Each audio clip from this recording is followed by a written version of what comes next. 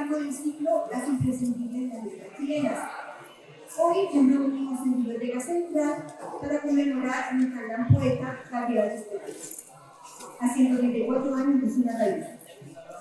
Nacida en Vicuña, la maestra de escuela Lucía Godoy Cañar llegaría a convertirse en una de las poetas más notables de la literatura chilena, una de las más grandes figuras de la literatura universal.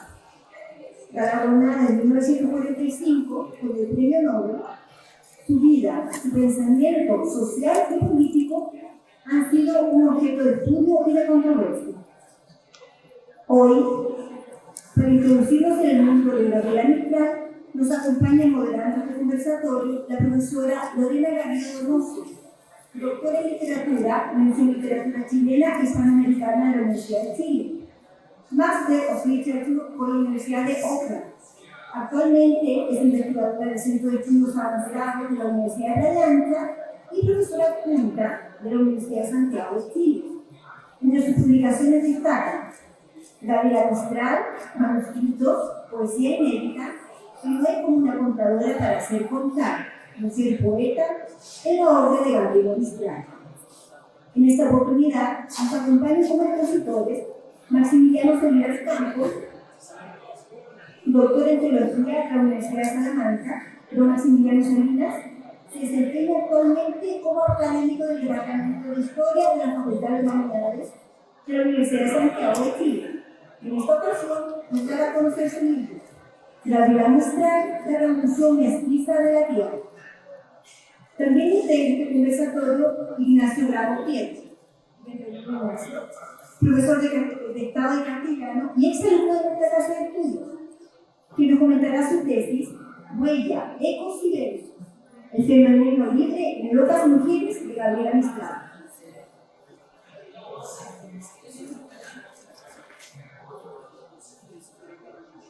Y por último, nuestra expositora Catalina Romero Fichiani, bienvenida Catalina, vital externa, licenciada en Letras por la Pontificia Universidad Católica de Chile y bibliotecóloga fundamentalista de la Universidad Tecnológica Metropolitana. Catalina nos acompaña para comentar su libro, Gabriela Mistral, el libro y la lectura. Dejo a nuestros invitados con ustedes en este conversatorio. Sean muy bienvenidos.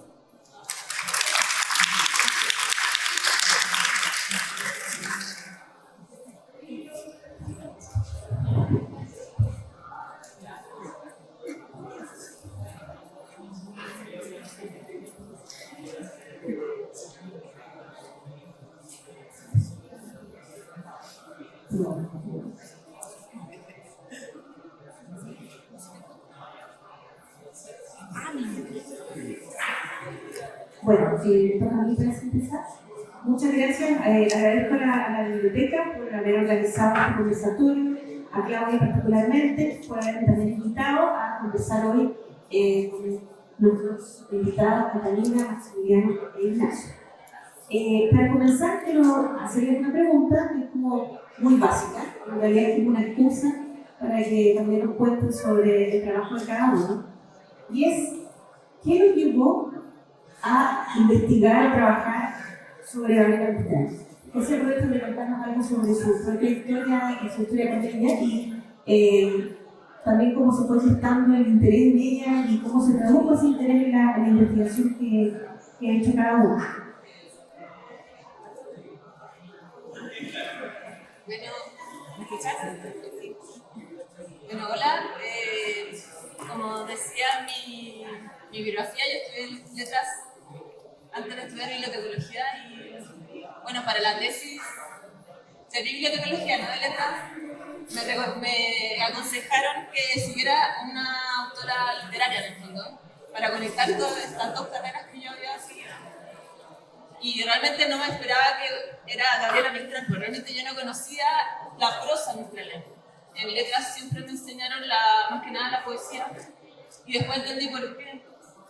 Porque realmente la prosa, aunque fue recogida por el archivo del escritor y hubo otros escritores que la sacaron publicaciones de la prosa, era mucho más política y es mucho más directa su discurso. Entonces, por ejemplo, en Dictadura se potenció más la poesía de Gabriela Mistral. Y esta tendencia me llevó a que realmente cuando estudié letras no conocí la prosa mistraliana, igual es muy extraño pensarlo ahora. Y en bibliotecología descubrí que Gabriela Mistral tenía un pensamiento de biblioteca, sobre el libro, sobre la lectura, porque en el fondo ella también se había educado a través del libro. Así que fue para mí como un descubrimiento ver esta otra Gabriela. Y bueno, aquí estamos para contar lo que escribí.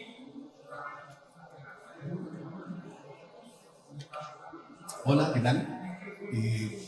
En la perspectiva mía fue un descubrimiento que tiene que ver con la historia. Yo soy, claro, formado en teología, pero historiador, y profesor de historia en el departamento de historia de acá.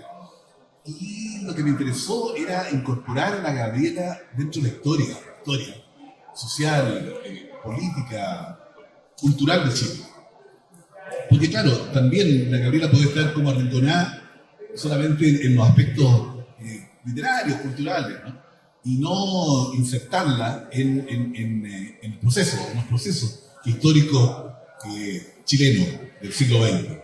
Así que yo creo que eso, un afán por incorporar la presencia de Gabriela Mistral en la trama histórica, social de Chile. Porque eso tampoco como que los historiadores que poco frecuentan la historia cultural en general, se digan más la historia social, económica, política, no tenían delante de suyo la imagen, la personalidad de Gabriela como para incorporarla a su relato histórico. Entonces, esta fue mi pretensión, mi aspiración, o sea, llenar ahí como un espacio que no estaba cubierto, ¿no? Sobre todo.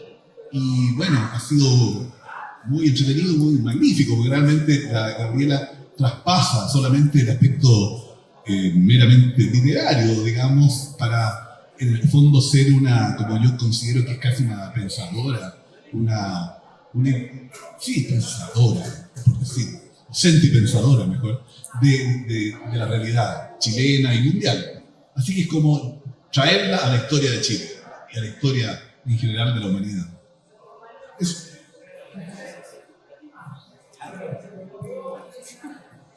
Hola, sí se puede.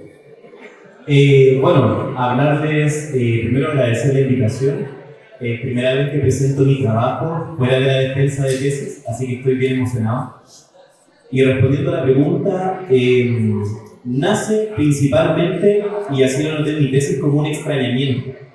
Es decir, de pronto me vi frente a esta señora Gabriela Mistral, una mujer que generalmente la vemos visualizada como alguien de 50 o 60 años, como alguien mayor, entre comillas, y no como una persona con toda esa pasión que siempre llevó por delante, una persona muy mitificada y que de pronto cerca del año 2009 salía a la luz de investigación sus textos, sus cartas de amor con otra mujer.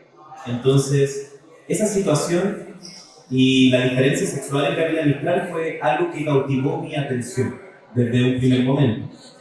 Así fue como llegué, mientras estudiaba pedagogía, al libro Locas Mujeres, por una pequeña edición de lo en el que aparecía este acápite de Locas Mujeres que es de Lagar. Y al leerlo no entendí absolutamente nada. La verdad es que la primera vez que lo leí me costó mucho captarlo. Y así nace este extrañamiento de no entenderla, de verla y no entenderla, de intentar descubrir qué había de fondo en esas palabras. Y también al mismo tiempo verla como alguien a quien admiraba en el sentido de una identidad no heterosexual. Y creo que eso fue clave para mí con el encantamiento con Gabriela. Luego ir conociendo toda su importancia cultural como diplomática, como una persona, como bien decía el profesor, como una persona intelectual o una persona pensadora que hablaba sobre los problemas de su época, problemas sociales, y en el fondo todas las dimensiones de complejidad que tiene y mucho más por abordar y no nos va a alcanzar probablemente hoy.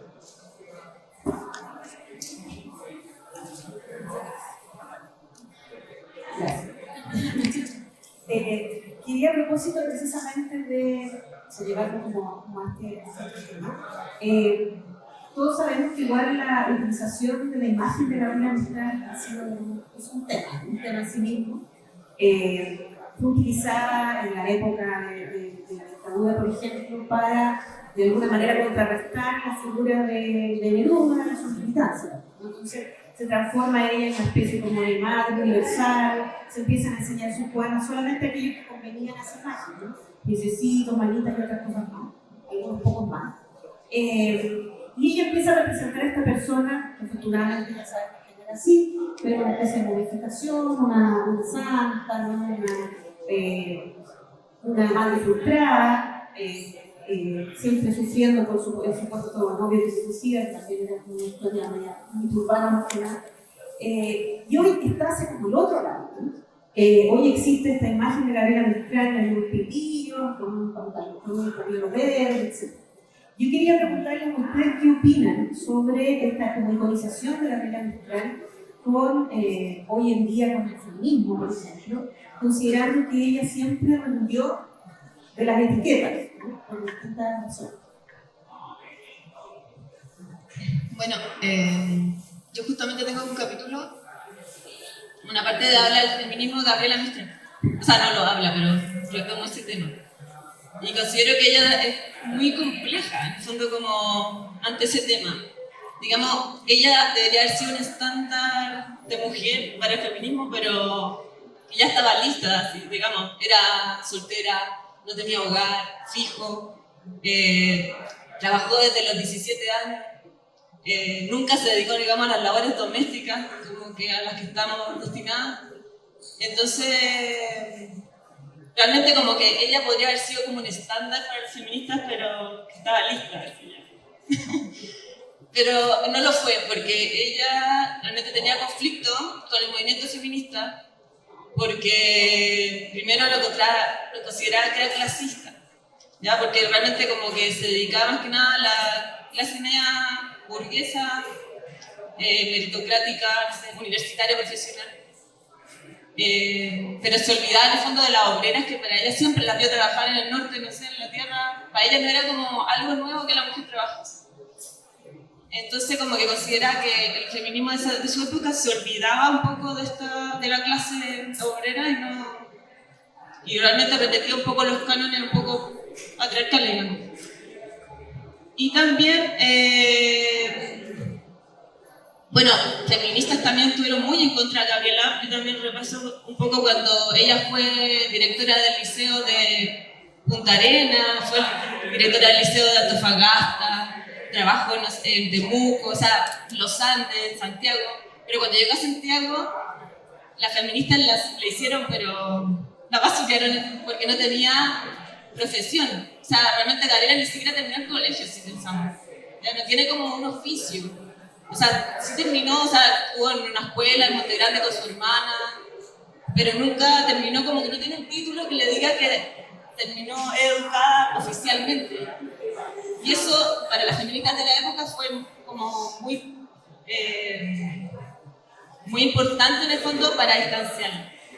También hasta la consideraban que era amante de Pedro Aguirre Cerda, porque Pedro Aguirre Cerda la apoyó mucho en todos estos cargos como que tuvo en las distintas escuelas.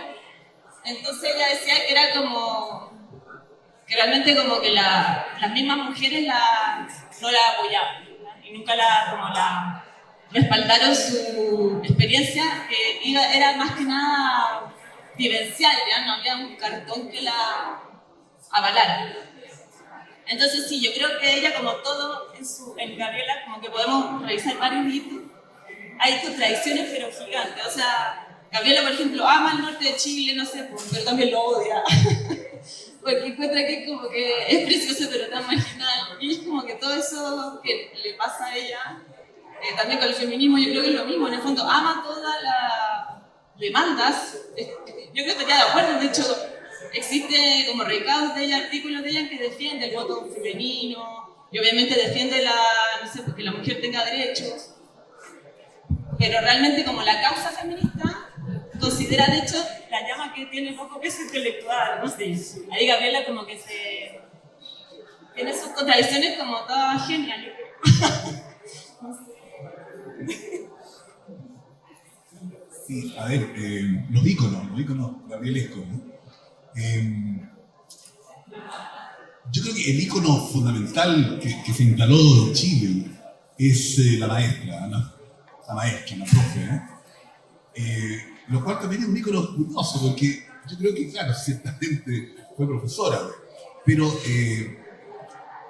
como esa idealización como la maestra, cuando en la práctica ella criticó tanto la pedagogía, tanto la educación formal, entonces también es como paradójico o no se entiende absolutamente, porque transformarla en una maestra y ya es también fijarla en un rol con el cual las mujeres podían sentirse identificadas, pero que en ese mismo rol ella era muy subversiva, porque ella le cargaba la escuela, la pedagogía, tal como la realizaba en general todo el aparato pedagógico chileno en la primera mitad del 20, ¿no?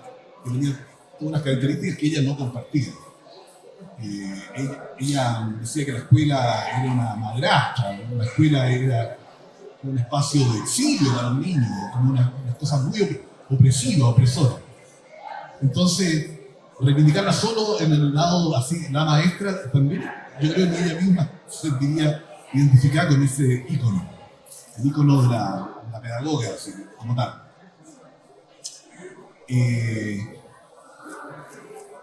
Yo creo que esa imagen de ella como profesora de niños chicos, ¿no? Es como una cuestión muy establecida. Yo veo el mural ahí que está en el Cerro Santa Lucía, es ella con un libro, y los niños así, platicados, que están a su lado, ¿no?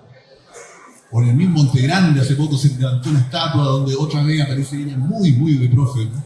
Y con unos cabros chicos a los pies casi. Entonces ella grande, los niños chicos, ¿no? Hay una cosa también ahí muy de la iconología oficial, ¿no? Entonces, a ver, y ahora con el estallido vas a hacer otra Gabriela, ¿no? Que parece, claro, incorporada al estallido y claro, con otra, ya no es la maestra, no es la profe, sino que vas a ser una luchadora callejera, digamos, con pantalones y con una bandera, ¿no? Entonces, siempre hay posibilidades de fijar la identidad mistraliana en íconos, cuáles fueren. Y lo que a uno le llama la atención es que la Gabriela trasciende cualquier fijación en un esquema muy determinado. Yo creo que ella escapa siempre, nómada, siempre se va, porque tiene una identidad muy especial, es muy libre, muy autónoma, muy busquilla. Yo no creo que es cierto que se transforman los íconos, pero ojo con los íconos, porque al final no sé si pueden ir reflejando toda la enjundia que tiene la Mistral en toda su creación, en toda su vida. Por ahí. Bien, esta pregunta me viene muy bien para explicar un poquito de mi trabajo. Voy a citar dos investigaciones. Por acá tengo de Una palabra cómplice, encuentro con Gabriela Mistral, editado por Raquel Olea y Soledad Farín, que fue importantísimo para el estudio de Gabriela Mistral, en tanto no esa imagen anquilosada de la que hemos hablado. Acá fue el primer gran momento en el que se cuestionó esta imagen androcéntrica o esta imagen centrada en la visión del varón sobre Gabriela Mistral, o en esta posición que ella cómodamente usaba al mismo tiempo entre los círculos intelectuales de varones, o en la política habitualmente ocupó cargos usualmente asignados a hombres.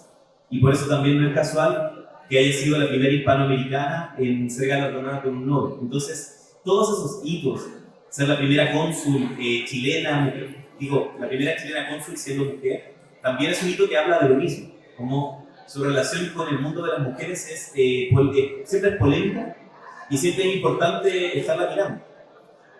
En este caso, en la introducción de Raquel Olea, ella señala Gabriela maestra, Gabriela abandonada, Gabriela estéril, Gabriela sola, Gabriela Dolorosa, construyen la cadena significante de una vida que ha sido utilizada para orientar una lectura de su obra, que excluye aspectos que transgreden o amenazan el sistema de representaciones y símbolos con que el patriarcado preserva su hegemonía y oculta otras concepciones de la historia social y política de nuestro continente. Entonces, aquí vemos un poco esa intención que ya nace aquí.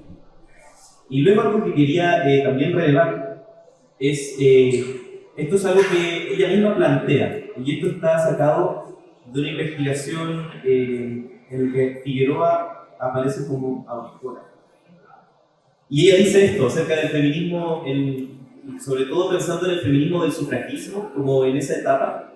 Dice: el feminismo llega a aparecerme a veces en Chile, una expresión más del sentimentalismo mujeril, quejumbroso, blanducho, perfectamente invertebrado, como una esponja que flota en un líquido inocuo. Tiene más emoción que ideas, más lirismo humano que conceptos sociales. Mucha legitimidad en los anhelos, pureza de intenciones, hasta un fervor místico que impone el respeto, pero poca, muy poca cultura en materias sociales. Entonces, allí vemos de su voz esa visión bien crítica que tiene. Pero esto igual hay que cuestionarlo, creo yo, y ir viendo cómo en el fondo a lo largo de su vida va generando hitos, como por ejemplo su correspondencia o red de correspondencias con escritoras de América, que eso también es un punto clave en cómo ella va construyendo un mundo entre mujeres para apoyarse, para generar vínculos intelectuales también. También como ella, a lo largo de su vida, mantiene relaciones que yo los denominé, según lo que las pensadoras de la diferencia llaman afidamento. Este concepto quiere decir cuando una mujer haya medida en una semejante, o más bien le da autoridad a otra mujer. Y eso pasaba mucho en Mistral, que ella hallaba medida ya sea en grandes poetas de otros tiempos, en grandes místicas como Sor Juana Imperatriz, creo que estoy diciendo eso, y en otras mujeres grandes de la historia. Pero también pasaba que otras mujeres se relacionaban con ella de esa forma, como por ejemplo me atrevería a decir Doris Rana, que finalmente es su pareja de años al final de su vida. Entonces, en el fondo, ante la pregunta, me alejé un poco, ante la pregunta si me parece bien o no, o no sé si bien o no, pero ¿qué opino sobre esta reiconización de Gabriela Mistral como en este nuevo ícono, ahora con otros valores? Me parece que siempre hay que tener una visión crítica, pero que hace más sentido y es más justo, con sus contradicciones. Al principio que no le gustaba esto de feminista, también de hecho ella plantea en algún momento, no me gusta ese apodo que me pusieron de lesbiana en Chile, esos rumores que hablan de mí. Sin embargo, ahí están las contradicciones y ahí está la riqueza de comprenderla y estudiar.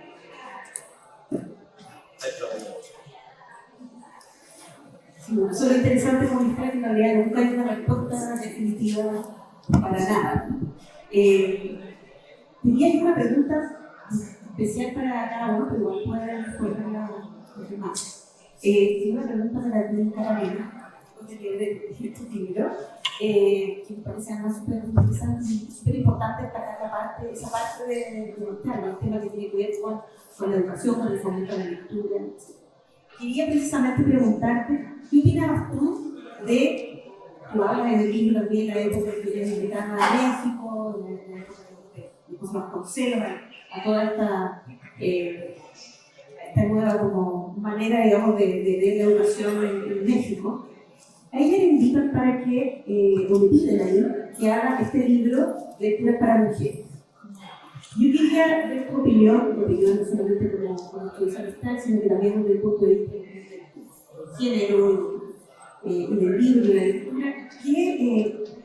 ¿Cómo lo ves tú precisamente hablando de las contradicciones? Ese libro fue muy criticado también, ¿no? por la feminista, porque en ese libro ella dice la base para hacerlo era precisamente educar a las mujeres, por una parte. Pero por otra parte, parte de ese libro se critica que lo único que hacen las lecturas que selecciona, dice la feminista de la época, es reproducir la misma idea de la mujer como madre y como dueña de casa, ¿no? No sé qué opinas tú de ese trabajo, de ese libro, cómo lo ves dentro de la visión siempre completa y difícil, digamos, de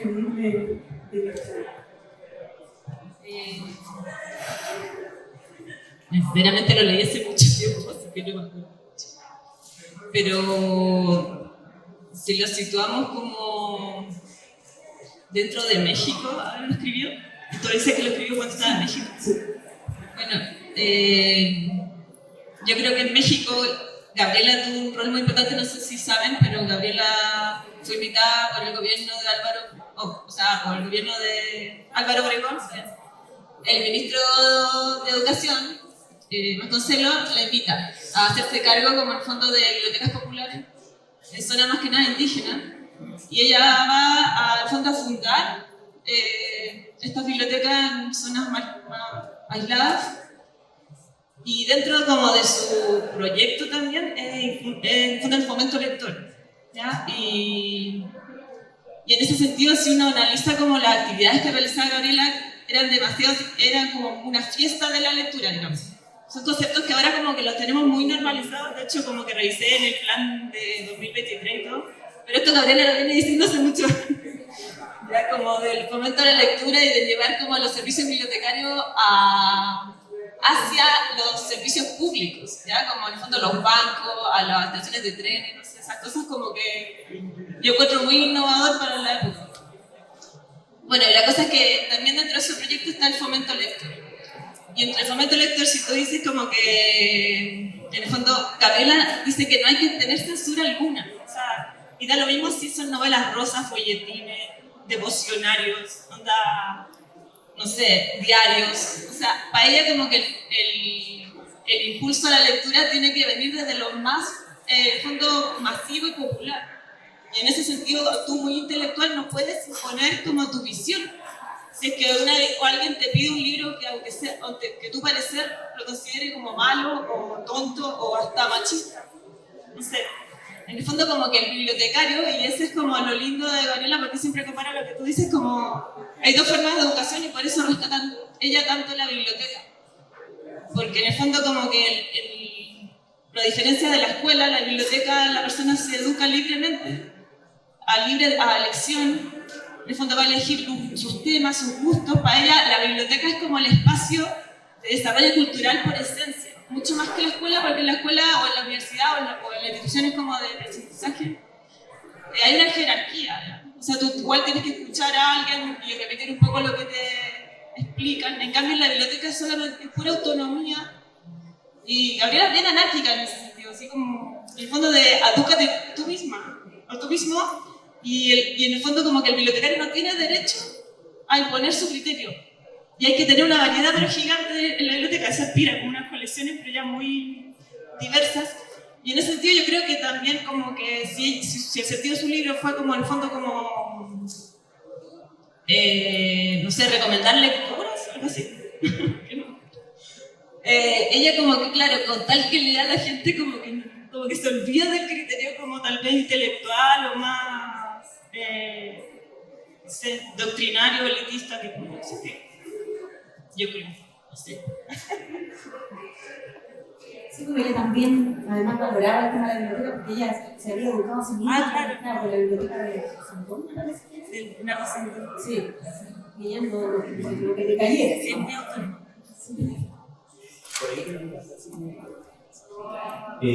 Hay una frase muy buena que apareció en Bendita mi lengua sea, que es de diario íntimo no autorizado, que el diario íntimo tiene solo ese nombre porque en realidad es una recopilación de cuadernos.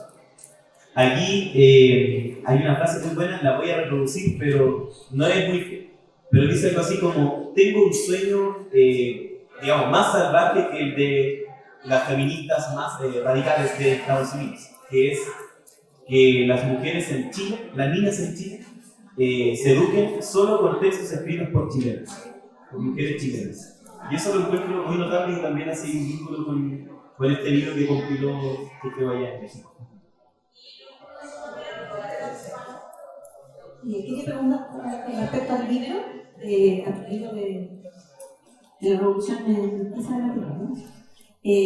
Gabriela Mistral como figura revolucionaria, ¿no? Y con su interés también, con su defensa del mestizaje. bueno, en realidad quería que nos hablaras de eso en general, pero quería saber yo más específicamente qué tan importante fue precisamente ese periodo que yo estuve en México en ese el desarrollo de ese pensamiento revolucionario ligado a la tierra, o es anterior. Bueno, ahí estamos llegando ya a Gabriela misma. Yo creo que ella es sobre todo una revolucionaria. Por eso le puse como título a esta pequeña biografía, ¿no? La revolución mestiza de la tierra. Y pensé el peso de cada una de esas tres palabras, porque yo creo que significan muy, muy propiamente. En primer lugar, la cuestión revolucionaria. ¿Por qué me sonó a mí recoger ese tópico, esa idea histórica para comprenderla? A mí me inspiró una frase, unas declaraciones de Mata, de Roberto Mata, el pintor Mata, que la conoció personalmente en Lisboa en el año 35 por ahí. Y ella, la imagen que le quedó a Roberto Mata, es que la Mistral era sobre todo una revolucionaria. Y lo asoció a la experiencia mexicana, porque eso, no, si claramente Gabriela estuvo acompañando el proceso de la Revolución Mexicana, digamos, después de los hechos más políticos, pero en la cosa cultural. Pero lo interesante es la definición que Mata pone de una mujer revolucionaria o una persona revolucionaria, que no es como lo que habitualmente yo podía haber pensado, ¿no? Porque depende cómo se puede entender el vocablo, ¿no? Pero Mata dice, es revolucionaria porque enseñó al arte de saber vivir juntos, todos. Enseñar a convivir. A mí me sorprendió porque la revolución, así, tal cual, en la historia moderna, occidental, más bien son hechos, tienen que ver con transformaciones políticas, donde se suceden poderes políticos, qué sé yo, y son trastornos que significan mucha enemistad, odio, etcétera, etcétera. Eso son revoluciones modernas. En cambio que para Mata, la revolución venía a ser como, claro, cambiar de giro, pero cambiar de giro para aprender a convivir. Eso me dejó muy impresionado y desde ahí yo tomo el concepto. Vale decir, no es la revolución de la independencia, por ejemplo, era una revolución de la guerra nacional, ¿ya? Eso es la pelea entre realistas y patriotas, ¿no? Es la guerra, revolución entre unos y otros políticamente, ¿ya? Qué sé yo, después la revolución del 91, pongamos,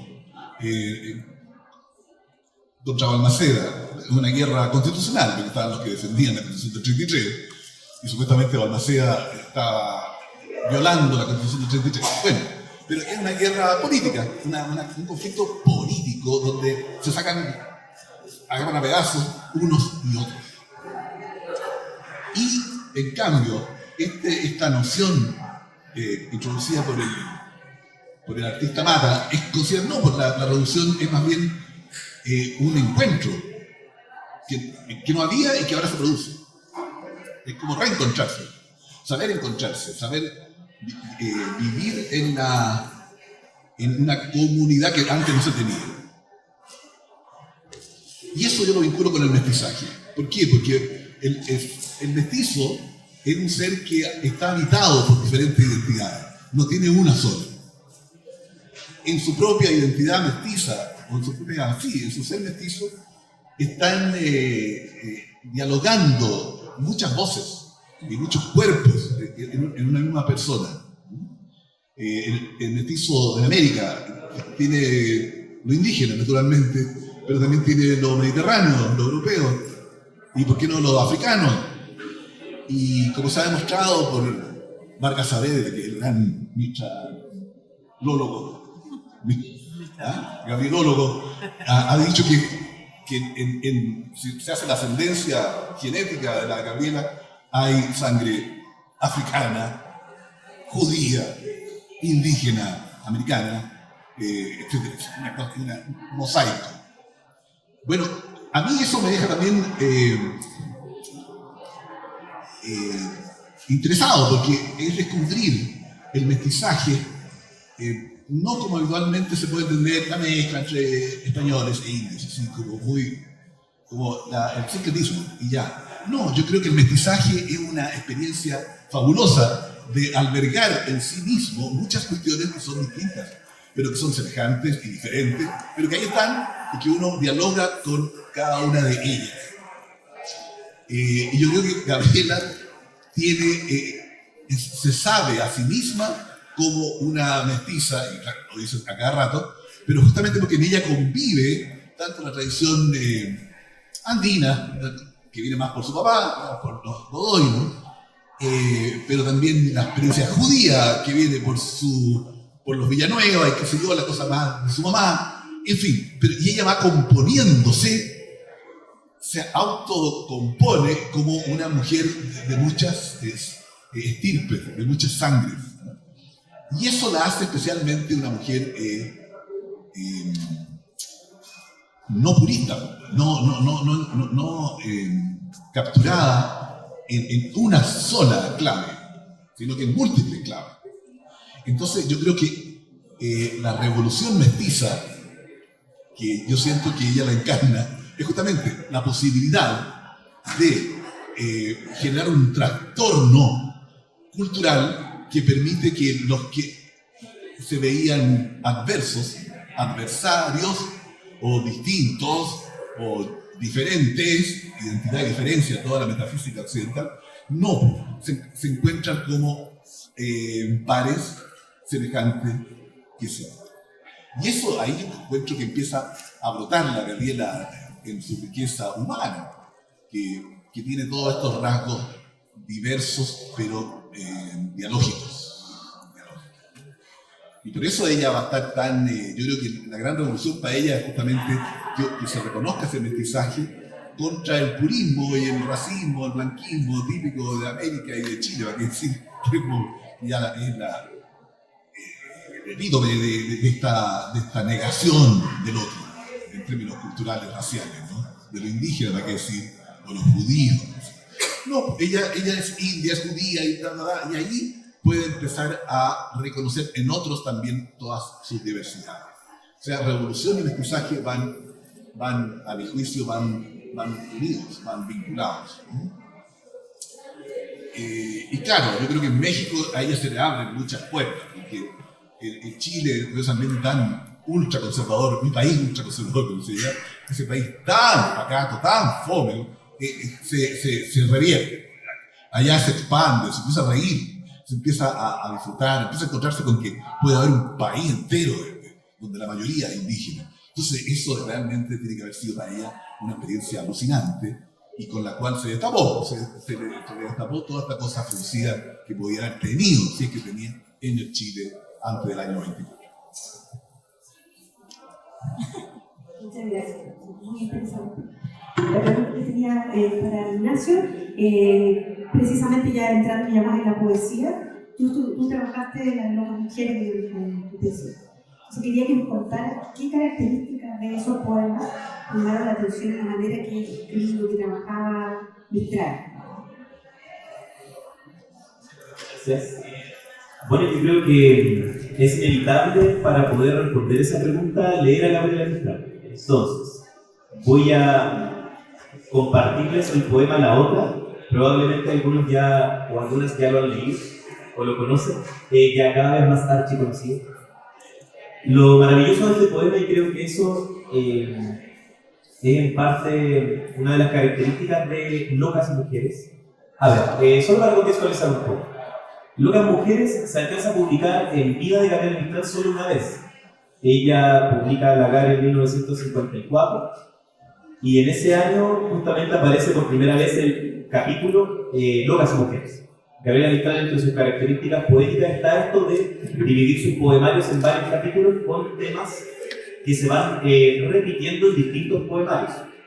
Y en este sentido, Locas Mujeres aparece en este libro por primera vez y como prólogo del libro completo de acá, en algunas ediciones, y como poema inicial de la sección de las mujeres en otras ediciones, está este poema que para mí es clave y creo que viene a dar un poco el tono de tanto del poemario como de la sección. Dice: una en mí maté, yo no la amaba. Era la flor llameando del cactus de montaña. Era aridez y fuego, nunca se refrescaba.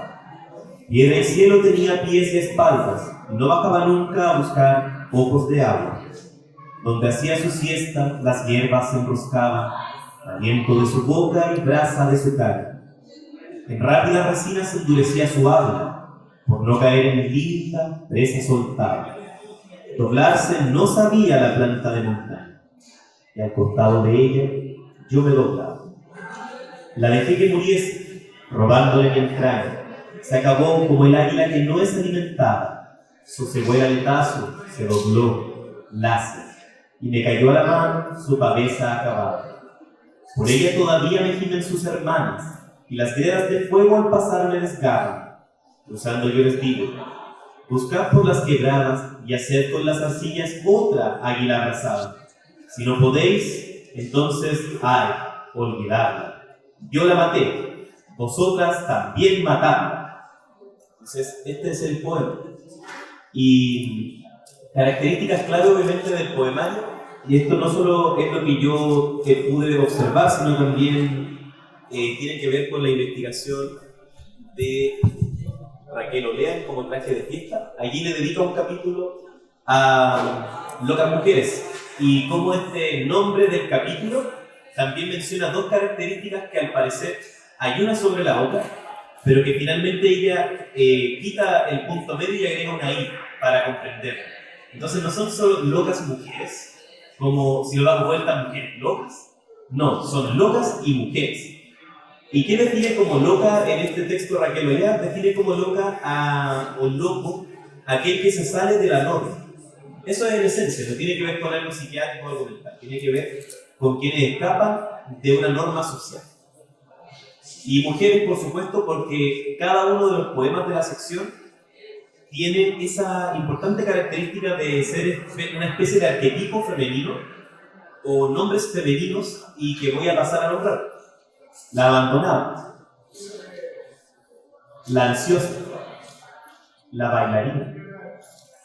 Ese es un poema muy interesante por la eroticidad que podría desprenderse de los movimientos que ella hace y cómo va soltando todo lo que tenía en su vida. Por ejemplo,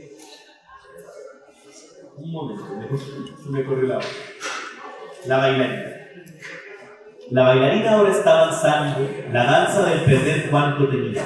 Deja caer todo lo que ella veía: padres y hermanos, huertos y campinos, el rumor de sus ríos, los caminos, el cuento de su hogar, su propio rostro y su nombre, y los juegos de su infancia, como quien deja todo lo que tuvo caer de cuello y de seno y de alma. Entonces, también estos poemas son poemas en los que las mujeres van dejando atrás cosas. Entonces, algunos poemas yo los intenté unir en el sentido de loco desprendimiento, un loco abandono. Cómo van dejando cosas atrás que las ataban o que las atan a una razón más masculina o a una posición social más tradicional. Como por ejemplo el nombre paterno, y es algo allí que se repite. La desasida, la desvelada. Algunas son locas, por ejemplo, por la manera en que se entregan a otros, la manera en que a un amante se entregan y van dejándolo todo, la manera en la que esperan en la puerta constantemente a una presencia que ya no está, a una visita espectral que viene y que va y que cada noche vuelve a su cama. Tenemos aquí uno de mis poemas favoritos de la sección Locas Mujeres, que es La Dichosa. Nos tenemos por la gracia de haberlo dejado todo. Ahora vivimos libres del tiempo de ojos celosos, y a la luz le parecemos algodón del mismo polvo. Y aquí nuevamente creo también tiene que ver con una visión amatoria. Entonces los poemas tienen esta característica de hablar sobre, comillas, lo que podrían parecer estereotipos femeninos, pero que más bien son todo lo contrario. Parecen que van por un lado de simplificar a una mujer o a un estereotipo femenino, Y sin embargo, hay un nivel de contradicción dentro del poema, hay un nivel de complejidad que va creando en el fondo nuevos sentidos. Los hallazgos a los que yo quería llegar a través de mi investigación tenían que ver con la presencia de significados y de prácticas de vivir la feminidad de manera libre o la política de lo sexual, tanto en sus poemas de locas mujeres, ya sea los de Lagar 2, publicado póstumamente, o Al Máximo, que hay nuevamente más poemas de la sección, y otros más que no alcancé a compilar en mi grupo de estudio. Pero creo que la clave estaba en eso, intentar ver cómo esta existencia lesbiana, cómo esta diferencia sexual se expresaba o en sus poemas o en su vida. Luego llegué a eso, cómo en su vida también hay prácticas de la política de la diferencia o de una manera de ser mujer distinta al androcentrismo o que incomodara o tensionara el paradigma masculino. Y creo que lo hay. Locas mujeres aún me parece muy difícil de comprender y requiero más tiempo para poder analizarlo, más lecturas, pero eso yo podría decir como características: la fervorosa, la fugitiva, la granjera, incluso algunas son oficios. Marta y María, incluso hay una referencia bíblica dentro de las locas mujeres. Y me queda Mujer de prisionero. Algunos incluso lo dedican a mujeres como a Victoria Kennedy, la que camina. Algunas se definen por su accionar. Una piadosa, una mujer, la humillada. Y ahí se completa la sección Locas Mujeres. Creo que eso es lo que podría aportar más. Como hay un cariño especial por estos poemas, y es el último libro que ella decide publicar en vida. Entonces, que haya una sección Locas Mujeres ya tiene un peso de significancia tremendo. Gracias, Ignacio.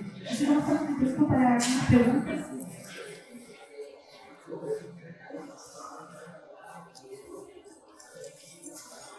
¿Alguien quiere preguntar a alguien? Especialmente.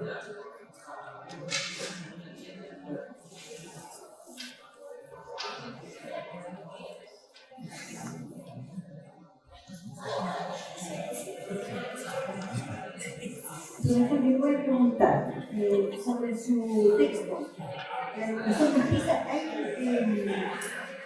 se comenta mucho el tema de los detractores de Gabriela en Chile, los detractores en su tiempo, los detractores de Gabriela, personajes chilenos, connotados, se mencionan. ¿Cómo lo ve usted eso para la época?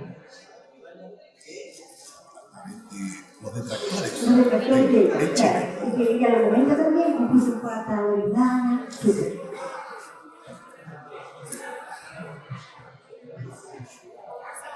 Yo creo que ella está llena de detractores, sobre todo en Chile, porque es muy difícil seguirla, sobre todo en la época que vivió, en la generación que tenía ahí a su lado, entre los chilenos. Yo diría que hay una, ¿cómo decirlo?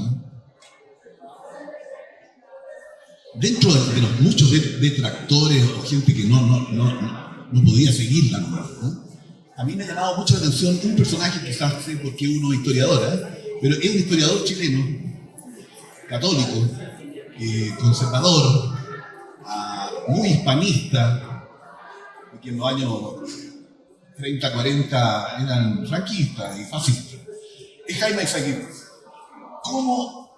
Porque la Gabriela tiene un cartel impresionante con Eizaguirre. Y uno dice, bueno, ¿cómo se pueden entender dos personas tan una que ven? Y lo impresionante es que esa posibilidad de hablar se da. Sobre todo en Gabriela, porque Gabriela es la más libre y la que le puede decir en la cara todo lo que quiere. Y Eizaguirre, yo creo, más bien se va como quedando callado o achicando, ¿no? Porque no puede estar al nivel que la Gabriela le va diciendo.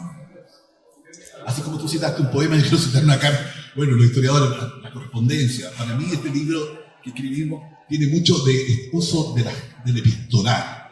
Yo siento que el epistolario es el que ha estado más guacho para construir la figura de Gabriela. Yo creo que ya la prosa, ya sabíamos que poco a poco se empieza a leer.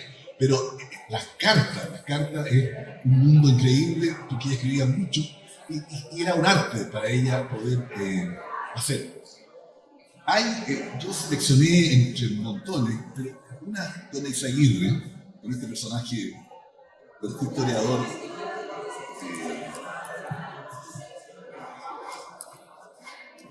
famoso. Su fisonomía histórica de Chile, bueno, ya no se leerá, pero me imagino que en los años 40, 50 ese fue el boom. Era la interpretación de la historia de Chile, que era una interpretación europeísta, hispanista. Bueno, entonces Gabriela le dice, en un fragmento, lo que a mí me pasma más en Franco, inmediatamente que está denunciando su opción política, lo que a mí me pasma más en Franco es el que su conciencia militar católica haya aceptado lisa y llanamente tener en el destierro a 400.000 españoles. Quitarle a un hombre la tierra de sus pies es algo que cuesta decir, que cuesta precisar. Hay un misterio que como tal sobrepasa mi entendimiento en la crueldad española. Ay, esa España de lejía no es maestra para nosotros. No, amigo mío, no. Con exclamación. Bueno, es como decirte en la cara, ¿de qué España estás tú tratando de argumentar, defender, arguir? Después le dice en otra carta, búsquese usted un joven franquista, de esos que son tan allegados y festejados por ciertos católicos santiaguinos, y hallará unos pobres diablos. Bueno, en el fondo Eizaguirre uno de ellos, etc. Gabriela se cartea con Eizaguirre y con su suegra, creo, y que también tenía que ser hispanista y toda la cosa. Le dice, los hindúes, y ahí está todo su amor por el oriente, ¿no? Los hindúes me enseñaron con más fuerza que nuestro pobre catolicismo español que la sangre daña en gotas un suelo cualquiera por leguas, pero su España, querida y venerada mía, se puso hace siglos a matar y a morir. Y aquí paro porque no acabaría. En fin, es como para mostrar, ¿no?, que el ethos español de conquista, de reconquista, toda la cultura hispánica con esa violencia de siglos contra los árabes, etcétera, contra después los comunistas en la guerra civil. Esa no podía ser modelo de nada. Una cultura basada en el odio, en la intolerancia, en el desprecio por el otro, no constituye un modelo de humanidad y de historia. Son cartas que fueron escritas antes que Eizaguirre consagrara su visión hispanista, violenta, agresiva, conservadora, en fisonomía histórica de Chile, que era el 48. Entonces no aprendió nada. El carteo no sirvió para nada. Muchas gracias. Así que eso, bueno, eso por decir uno, pero se podría hacer un elenco de figuras clave de la intelectualidad chilena, donde ella en cartas le va diciendo, pero ¿por qué está diciendo esto lo que dice? O sea, es una mujer que no tenía un pelo en la lengua para decirle en la cara a las personas lo que ella opinaba y sentía. O sea, es algo fascinante, porque no podría haberse callado o no haber pescado, pero no, agarra y lo dice. Por ejemplo, a Benjamín Subercaseaux, famoso también escritor chileno, La loca geografía, que además le pide el prólogo a la Gabriela, y resulta que censuró el prólogo de la Gabriela, le sacó párrafo, un descriteriado, Subercaseaux. Entonces, pero eso lo hace, y entonces la Gabriela se molesta mucho con él, y dice, usted no entiende nada, sobre todo los campesinos, que es la parte más linda del pueblo chileno, usted la menosprecia porque cree que son los guasos incultos. En fin, esa libertad para hablar, yo creo que generó toda esa enemistades, o por lo menos resquemores, y entonces terminaron haciendo una Gabriela hacia la pinta de los patriarcas. Muchas gracias, profesor Maximiliano. Les recordamos a nuestros asistentes que pueden instalar los QR para poner los libros electrónicos en nuestro dispositivo. Me gustaría saber si alguien quiere decir palabras finales. Ya que mencionó cartas, a mí me gustaría igual leer una carta que seleccioné, que es del libro Niña Errante, justamente este grueso libro de muchas cartas que principalmente son de Gabriela hacia Doris. Albace y, bueno, importante mencionar que gran parte de los nuevos descubrimientos y estudios que se han hecho alrededor de obra inédita de Gabriela Mistral es gracias a que Doris Atkinson, heredera de Doris Dana, mantuvo y conservó todo este material que venía súper organizado, documentado. Doris Dana se encargó de publicar libros póstumos como Poema de Chile y así. Entonces, ahí hay claramente un gran aporte que hay que reconocer a ese par de mujeres gringas. Ella misma le decía mi gringa del querido, le decía. Bueno, cogí este fragmento de la carta, dice, de Gabriela Mistral. Vida mía, yo estoy haciendo la conferencia de hoy en este mismo cuadernito. He hecho una parada, porque a cada momento tú me cortas la conferencia. A cada rato, tu rostro anda en el aire. Llena esta casa tan grande. Salta como un pájaro aquí y allá. Ay, vida mía. ¿Cómo estás tú? ¿Qué te han dicho los médicos? ¿Dónde estás? ¿Qué haces? ¿Qué piensas? ¿Qué expresión tienen tus ojos? ¿Tu boca? ¿Quiénes están contigo? ¿Dormiste bien? ¿Te acuerdas de tu pobrecito? Porque él se acuerda de ti a cada momento. Tú dices, guarda esto lindo que tenemos. Sí, mi amor, guárdalo tú también. No lo pierdas. Yo lo veo. Yo cuido de esto. Es muy delicado el amor. Se rompe de nada, o se gasta, se envejece, se afea. Se vuelve costumbre helada. Cuídalo, mi amor. Vela sobre él. Creo que eso refleja mucho el tipo de relación que había aquí. Y porque también en mi investigación dediqué un pequeño fragmento a hablar sobre cómo grandes estudiosos de Mistral, al enfrentarse a esto, incluso el mismo Pedro Pablo Seges, que fue quien editó estas cartas, dice que hay una relación de casi padre e hijo, porque Gabriela Mistral a rato ocupa el masculino para hablar de sí mismo. Entonces dice padre e hijo, o sea, claramente leyó otras cartas, no sé, pero eso me llama mucho la atención. Y también pasa eso con algunas declaraciones que hizo Jaime Quesada, que fue un importante mistralista. También pasa con Vaca Saavedra, que publica el Máximo. Entonces, al momento de publicarse estas cartas y toda esta vida más íntima, en el fondo mostraron allí un sesgo importante, por eso me parecía prudente mencionarlo, para empezar a ya releer a Gabriela desde otras visiones que no la mitifiquen nuevamente, sino que abran posibilidades. Y bueno, eso, esa es la invitación a leer Locas Mujeres, que son poemas excelentes.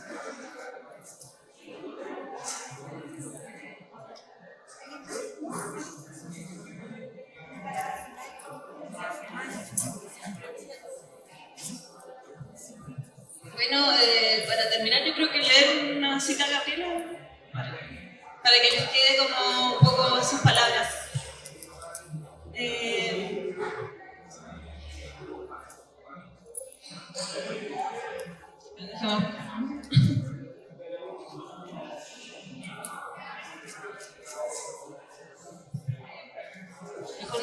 una cita positiva, ¿no?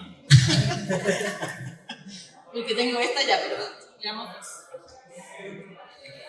Mientras viví en provincia, me perdonaron la dirección del liceo, en Santiago. En Santiago no. Jamás mi gremio profesional me perdonará mi falta de título. Solo que Reserva es el único protector de mi carrera. Él sabe que hasta me habían hecho su amante, para justificar mi nombramiento. Ignora otras cosas iguales o peores. Miseria de todas partes, insoportables cuando hay grandes cosas que compensan de eso. Ese es como el tono, pero para terminar es algo más positivo. A su amiga Victoria Ocampo, famosa escritora del sur. No soy de las que creen en la ayuda del dolor. Eso es notable, porque se ha creado la imagen de que Gabriela es la más dolorosa. Entonces, hay textos que rebaten esa glorificación del dolor. No soy de las que creen en la ayuda del dolor. Teoría esta absolutamente española, es decir, morbosa, de tipo inquisitorial. Defiende por ello. Ahí está, no más. Entonces, vamos a agradecer a nuestros expositores, a que están con nosotros, le damos un aplauso.